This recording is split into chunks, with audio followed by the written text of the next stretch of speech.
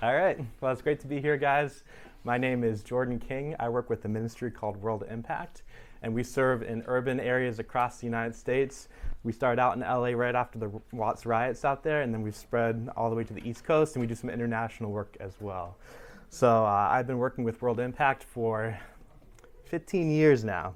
So they started discipling me when I was 14 years old, just a poor rural kid out in the middle of nowhere in eastern Pennsylvania.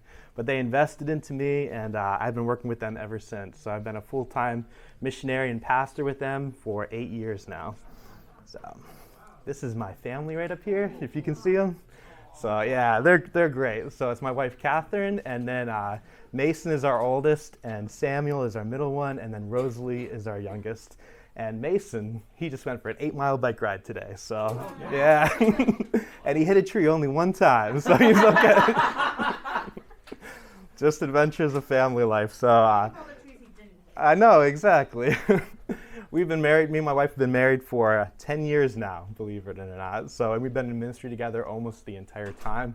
I've got a background in family counseling. I went to a Bible college and got a dual degree in Bible and in social work, and I worked in family counseling for a little bit of time. So this issue that we're going to be talking about, pastoring people through difficult circumstances, is something that's close to my heart because I've done a lot of it, both in the secular setting and then within the church setting with the work that I do.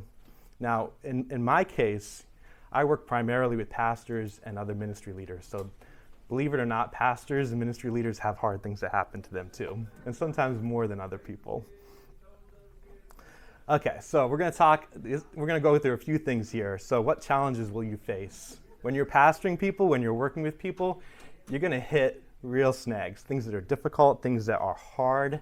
And so we're going to be talking about some of those things that you might encounter. And then what are some best practices for helping people who are hurting?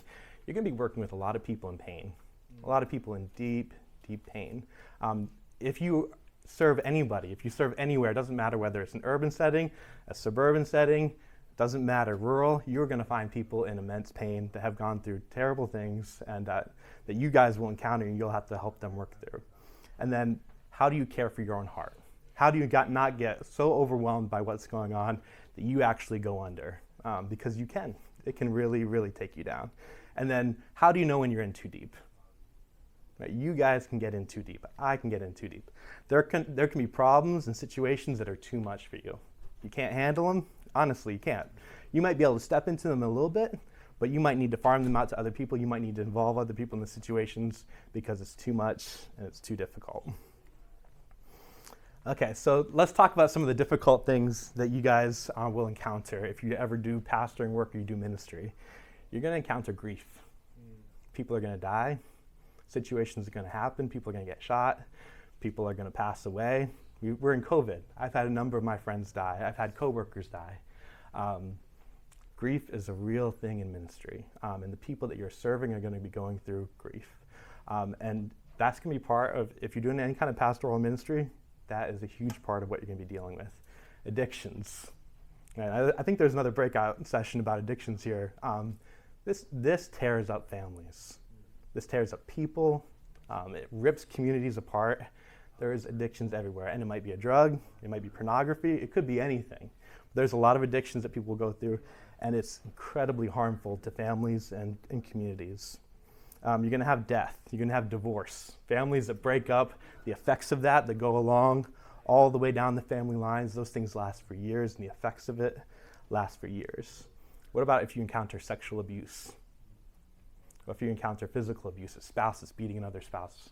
What if you have a kid that you're working with who you see come up with bruises?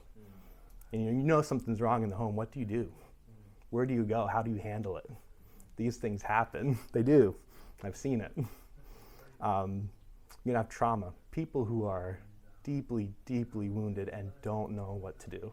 They're scared, they're lonely, they're isolated, they're living in fear, and they're looking for help.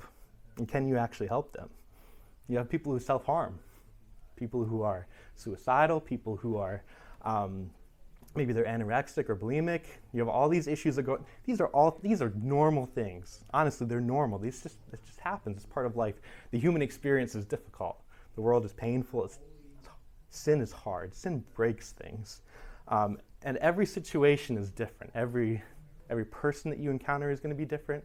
Every family system that you encounter is going to be different. Every community that you encounter is going to be a little different. So sometimes we like to think we can have a cookie cutter approach to everything. We have this one person we succeeded with, and so this other person, it's going to work. And it's just not true. Every situation is different. Every person is different, and you're going to run into different roadblocks all along the way. Okay. There's some situations that can break you. And let me be real about this.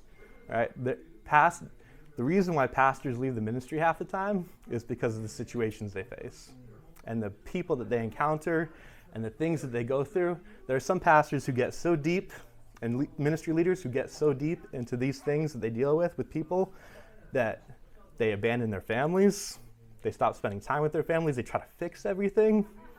Or maybe there's a friend that goes through something really, really difficult. If you're in ministry, you're investing into people's lives. Like, you're pouring yourself into them. And then when stuff happens, it can really, really take you down.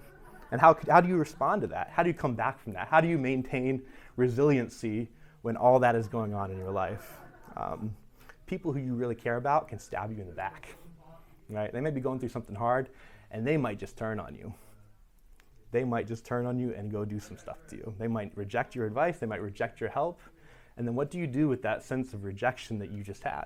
People that you really love and that you really care about. It can be really hard. Be prepared for the unexpected and the expected. You can expect these things to happen, but then there's just situations you just don't know, right? You just don't know what's going to happen, when it's going to happen, and you have to be prepared for that. And you have to know that when you're doing ministry of any kind in any place, the stuff is just going to happen. It's life. Stuff is going to happen. All right, so you guys need to know what you're dealing with. So if you're going to be helping people work through difficult things, if you're going to be counseling people, if you're going to be mentoring people, if you're going to be discipling people, you need to know what you're dealing with. Are you dealing with abuse? Are you dealing with violence? Or are you dealing, with something else? We call this, in our organization, we call this the grief circle. So this is just a good example. So there's a lot of different things that encapsulate grief. It could be a lost relationship. It could be a grandparent who dies, but it's generally expected, right? That's the more general kinds of grief. And then something we call trauma or a heart wound. That's something that it's grief. Grief is involved, but it's something different. It could be somebody who dies really unexpectedly. It could be abuse that happens, something that causes inside a person intense fear, helplessness, horror, despair. That's trauma.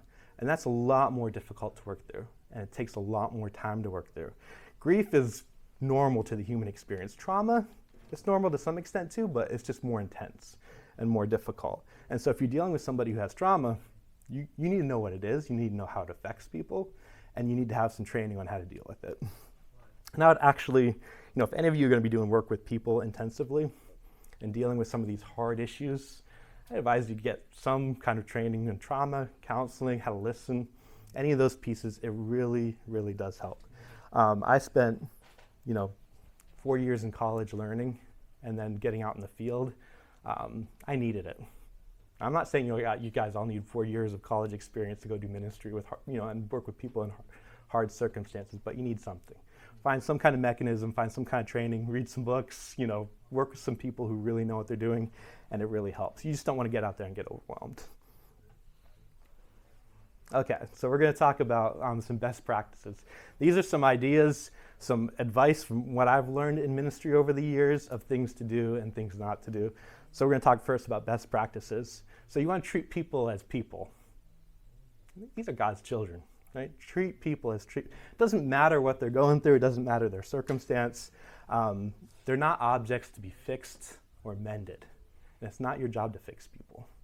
It's a really hard thing to grasp because we want to fix things. We see somebody in pain. We see somebody who's hurting and is struggling, and we just want to take it away.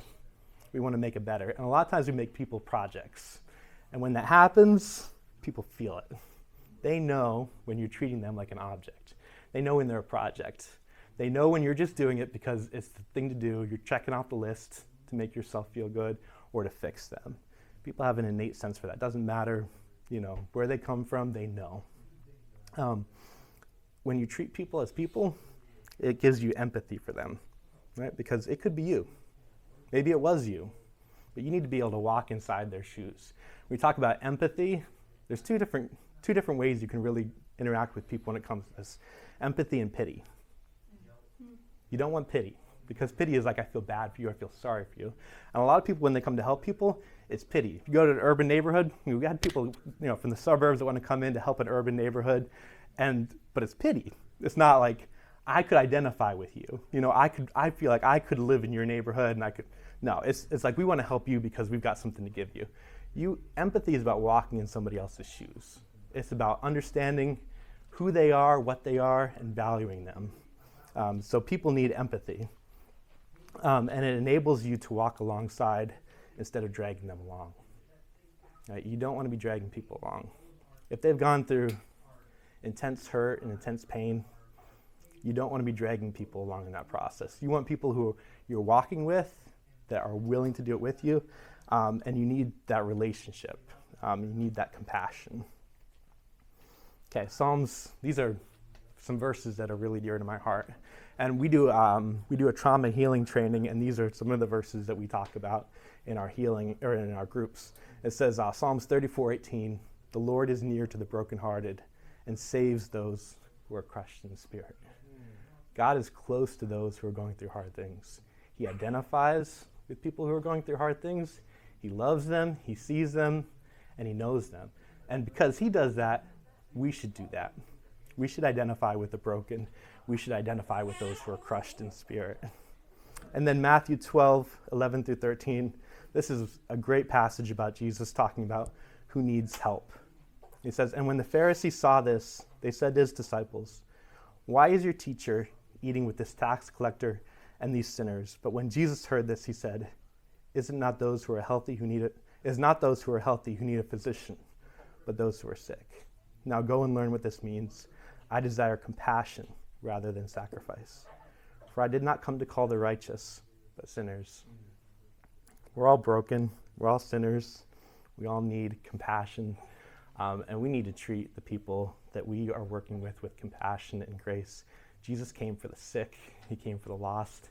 You see, when you look at Jesus' life and who he ministered to, he consistently rejected the church structure that was in existence in his day. He called it a whitewashed tomb, right? It looks good on the outside, and then there's death on the inside. And he went to find those who were broken, those who were left out, those who were going through hard things. People who society had put to the fringes, to the edges, and those are the people that he brought into his kingdom. So we need to have compassion. We need to have grace. We need to have mercy. And if we don't have any of those things, for goodness sakes, don't help hurting people. Right? If you don't have a heart of compassion for the people that you're serving, don't serve them. And this can be hard. And some of you guys might not be there, right? You might not be gifted to do this. And that's part of a discernment process that you guys will need to go through internally and with your leadership and the people who you work with. Some of you aren't cut out for it, and that's okay. Maybe God's gifted you in a different area, right? So that's part of what you need to know. You need to have some self-awareness. If you have trouble with empathy and compassion, you probably shouldn't be helping hurting people, right? Maybe God's called you to do something else, or maybe you need to pray that God gives you some empathy and compassion, right? All right, listen. This is the simplest thing, but it's the hardest thing to do. You need to understand the issue, and don't be quick to offer easy fixes. Easy fixes when people are hurting is just not a good combination. So when you listen, it makes people feel understood, right?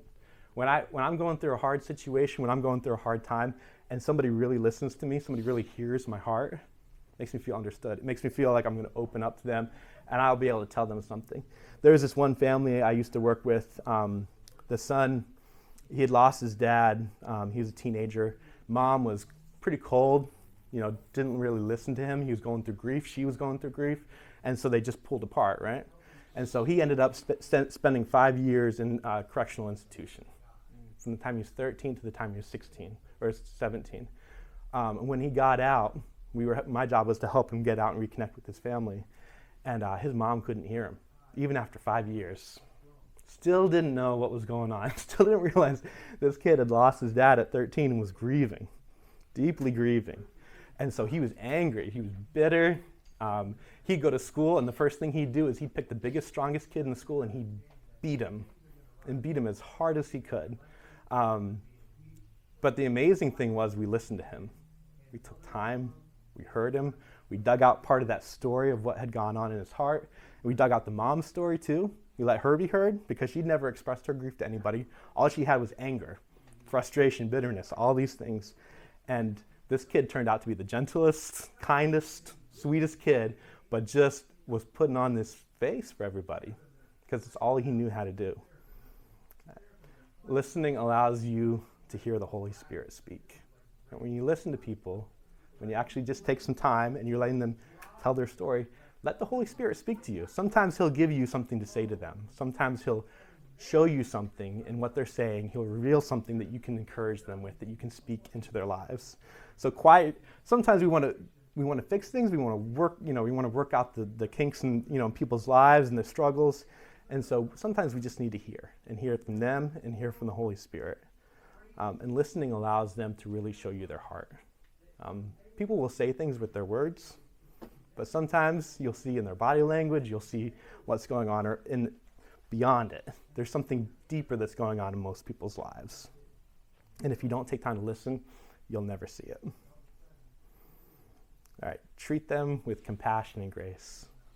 All right, people experience horrific pain, and often they hurt other people too. Hurt people hurt people. How many people have heard that? Yeah, it's true. Hurt people hurt people.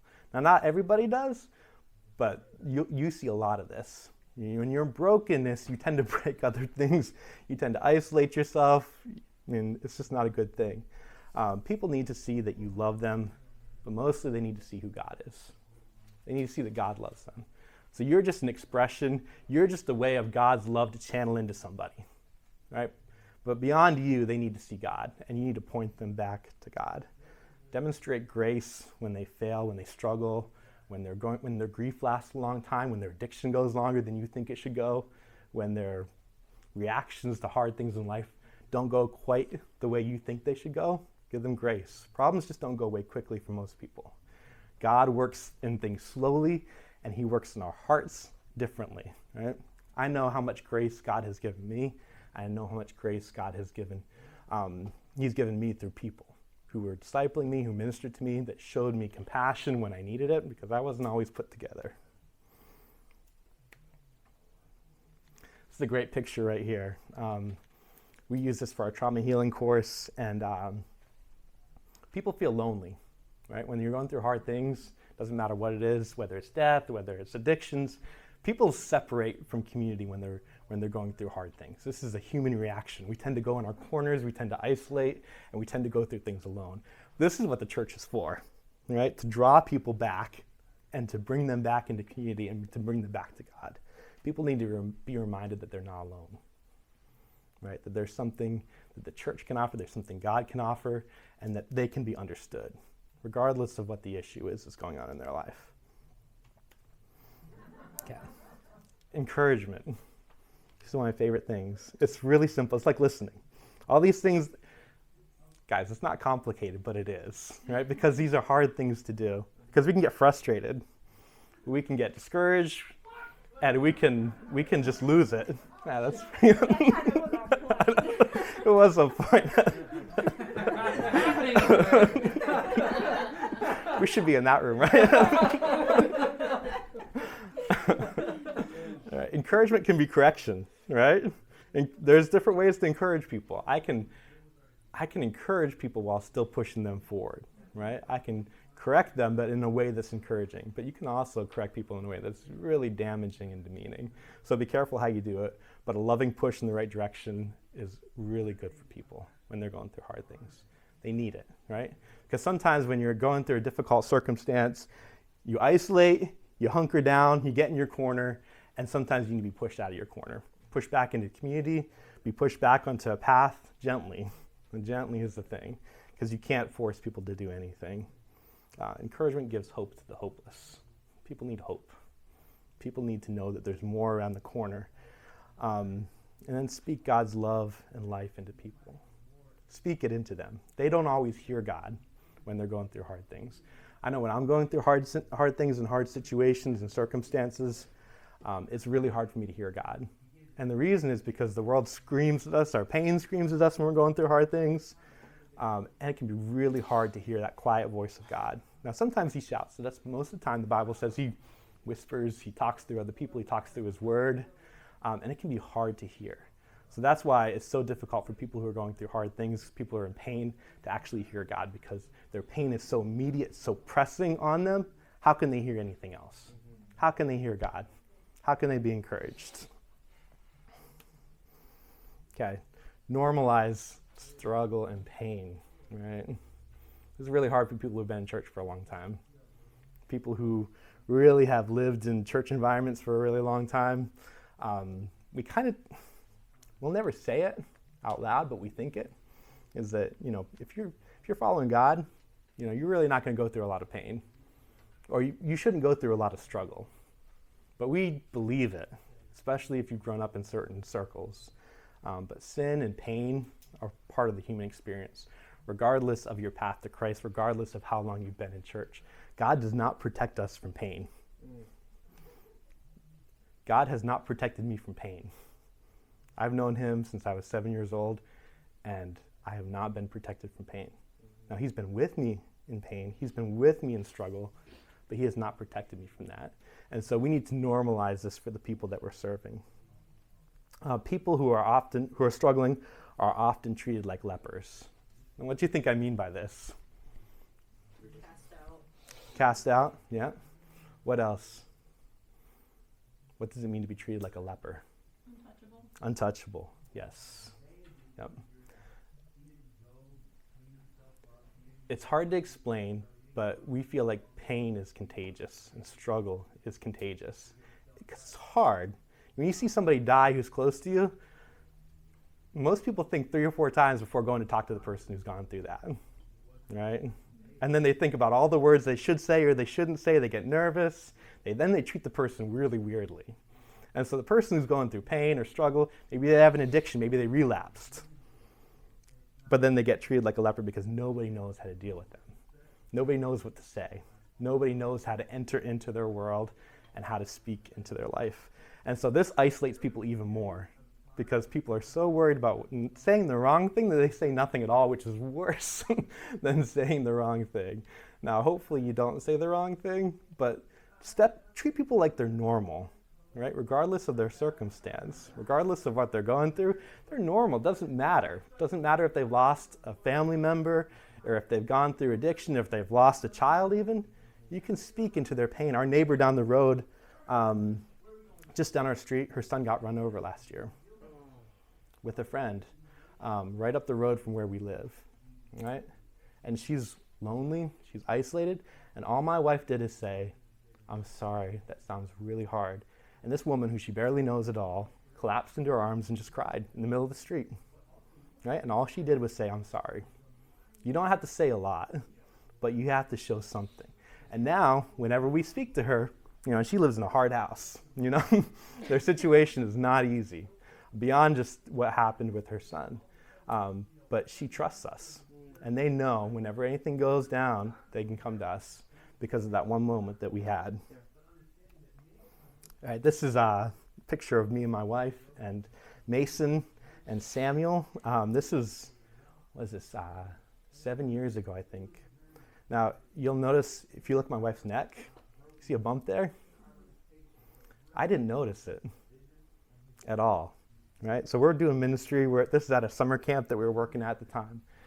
And my wife got an eye infection. And she went to the doctor, and the doctor was like, "You've got a huge lump on your neck." Then she came back, and we're like, that wasn't what we expected. She got her medication for her eye, but then we found out she had cancer. You see our baby Sam, he's 2 months old, maybe 3 months old. And we're like, we're in the middle of ministry, our busiest season of ministry. We're not prepared for this. Something hard that came our way. She struggled with cancer, with an aggressive form of thyroid cancer, for 3 years. 3 years. We prayed and we prayed that God would take it away, and he didn't. And this is a hard thing. I knew he wasn't going to take it away. I felt like he told me, like, no. Sometimes we pray for things, we hope for things, and he just doesn't. And so she struggled with this for 3 long years, came back 3 times. And the last time, the doctors were like, I'm pretty sure it's spreading everywhere in her body. And the amazing thing was that after he said that, she went and got tested and it was gone. Okay? We went through a hard thing. Now, from our experience, we didn't get pastored well through this at all. People treated us like they didn't want to talk to us about it. We were young. We had kids. Most of the people we were ministered with were young and they had kids. It scared them. They didn't want to think about it because they didn't want to think, maybe I could go through that. Yeah. Right? And then they'd say things like, we want to help you, but then you tell us how to help you. Right? So they put the burden back on us, instead of saying, we're going to do something for you. Here, we'll let you guys go out for a week and, or a weekend and get away. No, they would say, well, let us know when you need something, which puts the burden back on the people who are hurting. So never place burden on the people who are hurting. Always try to lift up that burden. Now, we had a few people who loved us through this and that were our lifeline, and they just did stuff for us. They treat us like normal people, but they treat us with empathy and compassion, and if it weren't for those key people, we wouldn't have made it. And we definitely wouldn't have been in ministry. And it did almost break us. I mean, it's hard. You got young kids going through all that. Not easy to do. So here are some things to avoid. Empty Christian talk. Empty Christian talk. There's a lot of this, right? And if you're in pain, especially if you're coming from a setting that, whether you're in the church or out of the church, it's maddening. It'll drive you crazy. Because what it does is it creates distance between you and the person who's in pain. It's a way of putting a buffer in between you and the person who's going through a hard thing, right? It's like saying, God bless you, go and be fed, that verse where it talks about that, but then you don't help them in any kind of way. This is exactly what it's talking about. It's a way of saying, I'll pray for you, but I'm not going to help you. And probably you're not going to go pray for them either when you say that. Most people don't, right? And when they don't. People can tell. Don't engage in it. It's not helpful, it's harmful. And you think you're helping somebody and you're not. So don't be self-deceived in yourself. So good Christian talk, even if it's true, even if the words that you're saying are true, if there's no action behind it, if there's no push into people's lives behind it, it's worthless. Throw it out the window. It's not going to do anybody any good. It's a mechanism for people to feel good about themselves. It really is. So avoid this, right? When you're dealing with pain, nobody feels good, right? It's just hard. And the circumstances feel hard. So don't think that your little solution, you sent a meal to somebody, that is going to help people through their pain. Now, it may help it's like a Band-Aid. It might help a little bit, but it's not going to help that deep cut that's in them that's going on. So avoid that kind of thing. I remember my mom had open heart surgery when I was 14 and almost died. And then for a year, she was in a deep, deep, deep depression, almost like suicidal kind of depression. So as a 14-year-old, I was cooking all the meals. We were homeschooled at the time, believe it or not. I was homeschooling myself and homeschooling my younger brother and cleaning the house and doing all the laundry. I just remember I kept on waiting for my mom to get better. And she just kept on not getting better. She'd have a good day and then she'd have a really, really bad day. And I remember thinking, this is never going to end. I'm just going to give up hope. I stopped hoping. I said to myself, if I hope for anything, I'm going to be let down. So I'm going to just stop. So I'm in this dark place. And most people didn't know because we were a private family. We didn't tell most of our secrets. We weren't that kind of family. So we went through it mostly alone. But I remember this one couple from the church came in and young kids. And it was just it was like light piercing in darkness, right?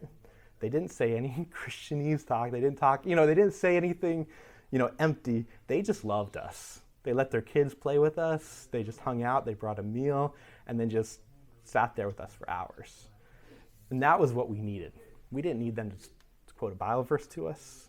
We didn't need anything else besides them just to be in fellowship with us because nobody else was. It's shocking how little the church knows about how to help people who are hurting, right? It really is. People just don't do it. And it's a cultural thing too. I think in our culture, we're a very private culture generally. And so you go through your pain alone, you come out on the other side, and then you speak about it, right? But most people don't let people in. And most people don't try to get in. But most people want it. Okay. So quick fixes. You want to avoid these. Okay. You need to give people time to grow and heal. You don't want people to push down their struggles and their pain. And you don't want unhealthy guilt to come in when it's not fixed right away. All right? So we're gonna push through this a little fast because I've still got a few slides to go. I think you'll be okay. Okay. Shaming and guilt. Right? Sometimes we think people should come out on the other side differently than they do, faster than they do. You are not the Holy Spirit. You are not Christ living inside them. You cannot push them beyond where they're ready to go and beyond where the Holy Spirit is taking them. Okay? It invites guilt and shame and sin. Right? So if you put guilt and shame on people, it's going to invite sin in their lives because they're going to feel despair. They're going to feel even more isolated and lonely than they did before. All right, this is a really hard one, becoming too emotionally invested. If you've got compassion, if you really like people and you really like helping people, which some of us do, it can be really bad. In the counseling world, we call it enmeshment. And what would basically happen is you became so invested emotionally that you couldn't see the truth anymore. That you were so tightly engaged that you didn't even know what was up and what was down, right? It's really unhealthy. It can lead to unhealthy boundaries and dependency from both parties, right? It can be really, really dangerous for the helper. And it breeds unhealth, right? Instead of helping somebody heal, it just pushes them further down and gets them stuck in that cycle. All right, so I had a counseling coworker who got fired because we were dealing with a woman who was cutting and suicidal. And she called him, he was on call, and she called him and said, if you don't come, I'm going to kill myself, or I'm going to cut. And this middle of the night, he went alone to a parking lot to meet her, right? Wow. He was enmeshed, he was under her control, she had manipulated him, and it's just not good, right? He couldn't see the truth. And in a normal day, he'd never have done that. But he was so invested in a wrong way in this relationship, so invested in trying to save her, that he got really, really lost. I had a ministry coworker who was helping somebody else in ministry who was hurting and got so invested in that relationship that he wouldn't listen to his wife anymore when she told him, don't do that, you're unhealthy in this, right? And he had eventually had to cut off the relationship entirely because he couldn't keep good boundaries with her and because she didn't want good boundaries. And this stuff really does happen. When to ask for help. If someone needs you every week, all the time, they're calling you, texting you constantly, you're in over your head. It's too much. Yeah. You can't be doing that. All right? If you're in ministry, you're dealing with a lot of people. Even in the counseling world, your job is to help people become independent, right? Not to have to rely on you all the time. If they're relying on you all the time for everything, they're not relying on Christ, they're not building, they're not healing, they're not growing, and you might need to step out of that relationship.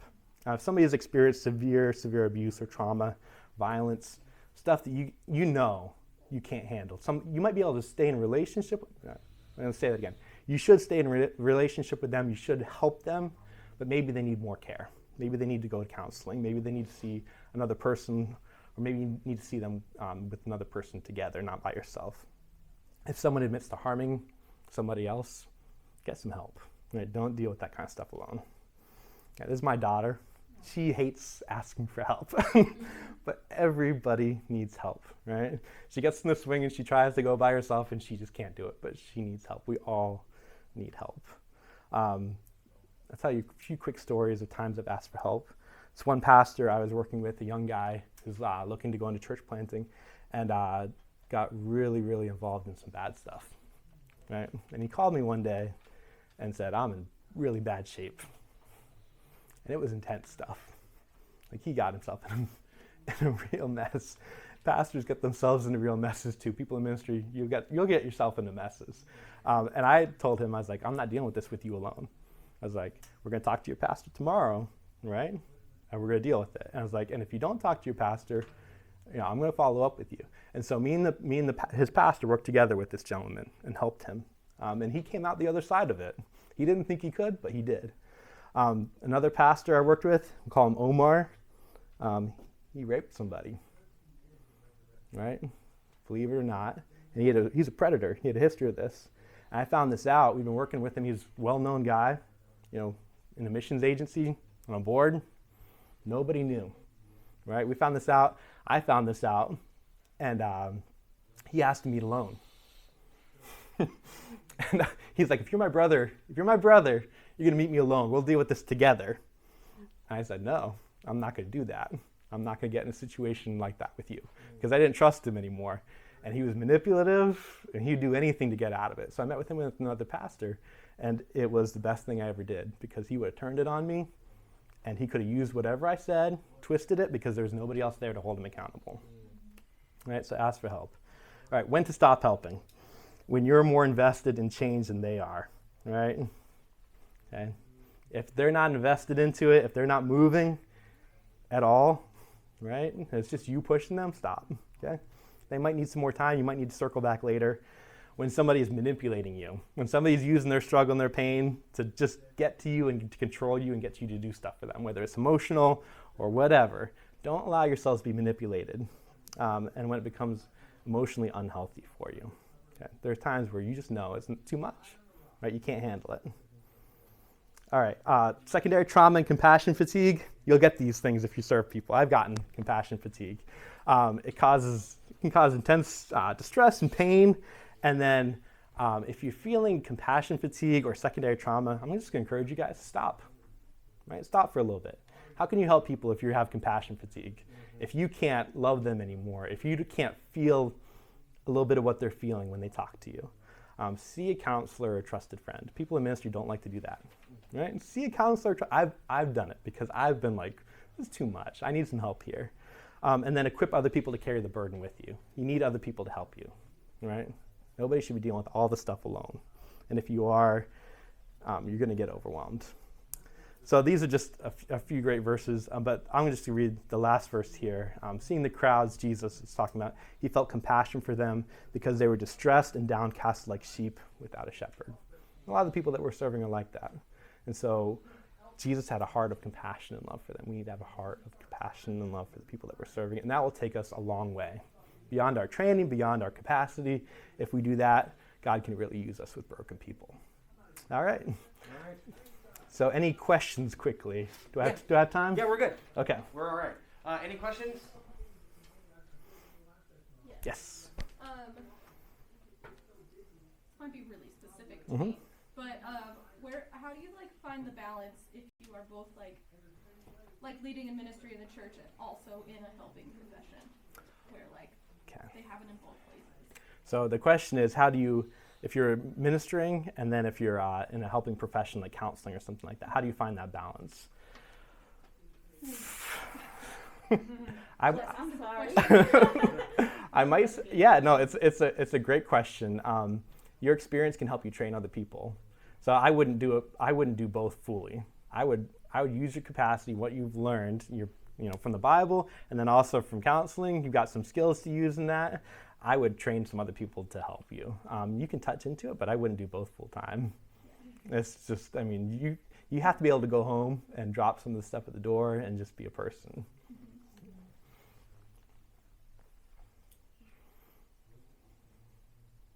Any other questions?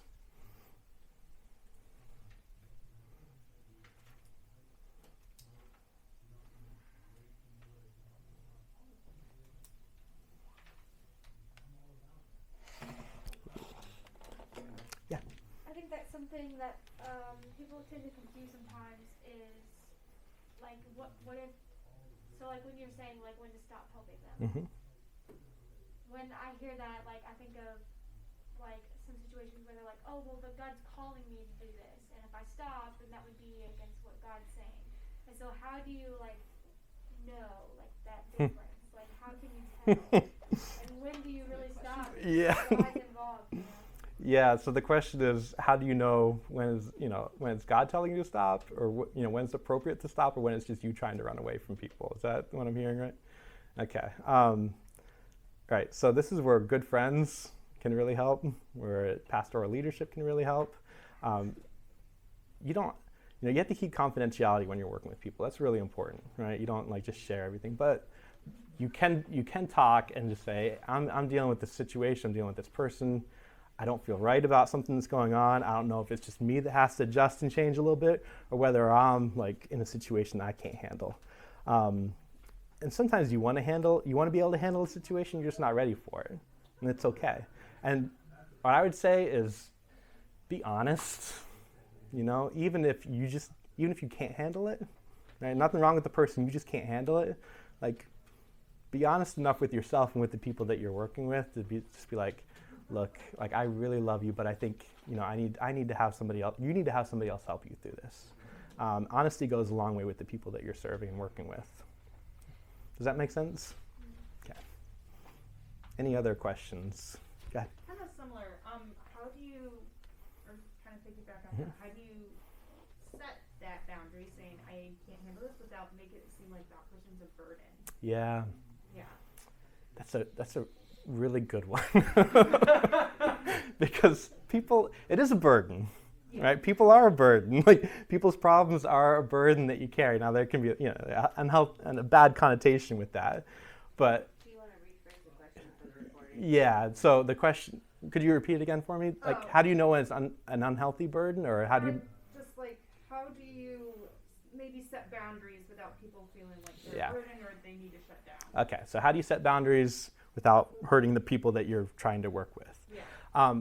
It really helps to have good ground rules right from the start, right? You go in and the ground rules are already there, already set up. You know internally where you will go, where you won't go. What a lot of people do in trying to help is they just get in without an idea of like what's not okay for them, and then they just dive in all the way, and then they realize, oh, I'm in too deep, right? So if you have those ground rules in place beforehand internally, and you can communicate them to people too, be like, there's some things we need to get help with. And people are open to that too. Like they understand that like there are some things that you can't handle. Doesn't mean you need to step out of relationship with them, right? Doesn't mean you need to cut them off. It just means that you and somebody else need to come alongside them. It's not all on you, and it shouldn't all be on one person most of the time. It can be really unhealthy for both people. Any other questions or thoughts? I have one. Mm-hmm. In reference to when you said we have to bring in someone else to help those people, and like in those two examples you gave, so in those two examples, you let them know you were bringing someone else. Yes. When would you think or advise that it would be okay to get a secondary person without letting them know, like in the case that you feel it would push them away or push them to run away or push them to do something worse? Because especially with the second one, Yeah. Because he could have just ran away and then you would have never known and did something to someone else or murdered somebody or did something. So, it's like when do you decipher when to let them know you're bringing someone else in and when to secretly bring someone else in? Yeah, so the question is when to let people know that you're bringing a second party in. So the situation with that pastor, I brought somebody else in. I told him I was going to bring him in, right? He's going to run away regardless. It was kind of like my thinking on it. Just for me, you're trying to build trust with people. At the end of the day, I always let people know what I'm doing, right? I never just surprise people. I never just spring things on people. I don't think it works. Like when you're helping people, it's all about gaining trust. It's all about like developing a relationship with them. So I just don't spring things on people. And if they're going to run away, they're going to run away. Either way. Would you, so in that case, if that would have happened, would you have been when do you advise to take it legally? Yeah, so that's a good question. When to take it legally? Yeah. So we found out that there's some past sexual assaults, but we also found out there was this current sexual assault in this church. So we worked with this young woman who had been assaulted by him to report him to the police and to deal with it, because once it gets into that kind of territory where there's abuse, where there's violence, guys, like, this is not internal. It's a legal matter too, right? You need to handle it internally in the church, but you also need to take care of those things externally too. And so we did the appropriate steps, and we got him reported. And they didn't charge him, but at least it was in the system, and she got to say what she needed to say, and at least some accountability for him. So yeah, those things need to be handled appropriately. Any other questions?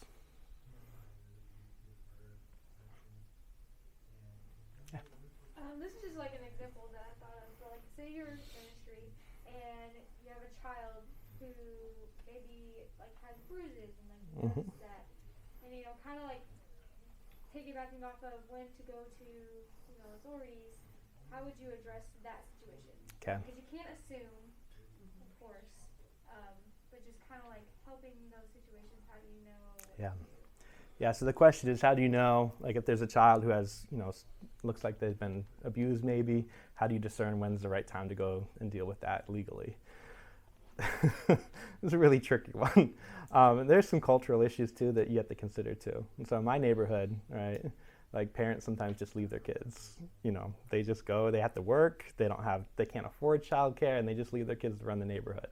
If I reported every parent in my neighborhood for child abandonment, which legally I could, I would report half the neighborhood half the time. And so there's some discernment that has to happen, and like, okay, like, you've got a situation, like, where do you draw a line? If you see obvious, now my kids have bruises all over them. It looks like somebody beat them with a stick half the time. They fall down a lot, right? Like, some kids bruise a little easier. You just don't always know. You can look for other signs too. What's their emotional affect? You can talk to them about it and be like, how did that happen? Right? That's appropriate to do. And then if they say, Mommy or Daddy hit me and that's why I had that bruise, well, then you need to report that, right? So you need to deal with that. So use wisdom, use discernment, and you can go to somebody else too that you trust and say, somebody, I think something might have happened. What do you think? Have you noticed anything? And you can go from there. Yeah, because personal experience, I have a bleeding disorder, so I bruise easily. When I was a kid, even when my mom was just like lightly holding my ankle and put a shoe on, she would leave a bruise. So like, somebody noticed that and tried to report and everything. So. Yep. Tim. Any last questions before we wrap up? I just want to mention something. So some of you guys know, some of you guys don't. So I was a children's pastor for several years. Adam, you want to use the mic? Oh, sure, yeah. So, so when I was a children's pastor, I had 2 kids that had cancer at the exact same time. They were both down here at Riley, and one made it through, and unfortunately one didn't. And and they were both very, very, very close. The families already knew each other because they were in our church and things like that. And so I would come down to Riley every Tuesday, and I would just play with the boys. That was it. And I think one of the biggest things that comes out of this, and knowing like what can you do and what can't you do, I had no idea on any given day what to say. And it was terrible. And when Ethan passed, I just went up to his parents and I hugged him, because I was actually at the hospital when he passed. And I said, I wish I could have done more, because I didn't know what to do, where to go. And then, like, Adam, for the last year and a half, you coming here and playing Mario Kart was his favorite day of the week. And that was all I could do. He was 7. Like, what am I? I'm not going to explain heaven to him. I'm not going to talk about what he's going through. He knows what he's going through, but I just went every day, and we would play, and on that day, he could be a kid again. And that's the thing, is I think, like, one thing that we can do in the church, or try to do, is we try to step in and be a counseling professional, or be a grief counselor, or be what God has called you to be. I was a children's pastor, and I had no idea what to say, because what can you say? Because they already know. And the best thing that I could do is, for that last year plus, was give that kid the ability to be a kid. Because anytime anybody else would come, they would sob over him and treat him like he was this and he was. I mean, he was sick, but he just wanted to be a kid. And so don't forget, like, what you were able to do and who you are able to be while you're helping and ministering. Not all of us are called to have that level of education. Now, I have had to counsel kids through suicide and things like that, and it's hard. But again, I had 4 years of professional training in that. I wouldn't expect Parker or Michael to know how to do that, but Parker or Michael might be able to say, hey, why don't you come over for dinner, because we just want to hang out with you. And that's what that person needs. So don't feel like you have to go to the extent that Jordan could, or that Yale could, or Adam could, or Autumn, and feel like if you can't do that, that you can't help. Just being you and doing what you can do and doing it well oftentimes means the world. And that family, because of that time that we just spent playing Mario Kart and playing games, that's what got them through. And then they turned around and took what they could do, which was talk about how to work with other families. So now they volunteer at Riley all the time until they moved to Colorado, where they got job at a local children's hospital as grief counselors. So, like, take what you can do and don't feel like you have to be every piece of that puzzle, which is where we can sometimes get way in over our heads and things like that, is do what you can do and do it well. And that's why normalizing pain is so important, and treating people like they're normal. Even the skills that we're talking about, listening, empathy, and compassion, anybody can do those things. And you're absolutely right, because so few people just treat people like they're normal and give them normal life things when they're hurting. So guys, it isn't rocket science, but there are really complicated situations. So you have to use wisdom and discernment however you guys do this. But just love people, right? Just step into people's lives. If you're showing and demonstrating Christ, instead of trying to, patch people up, it's going to go a really long way. Well, guys, thank you so much for having me here and sharing a little bit about what you guys are thinking, and just great to be here. And man, I wish my presentation had been like a little shorter. I thought it was going to be under time, but I'm a little over time. So, all right, this is great. Thank you. Guys, thank you so much.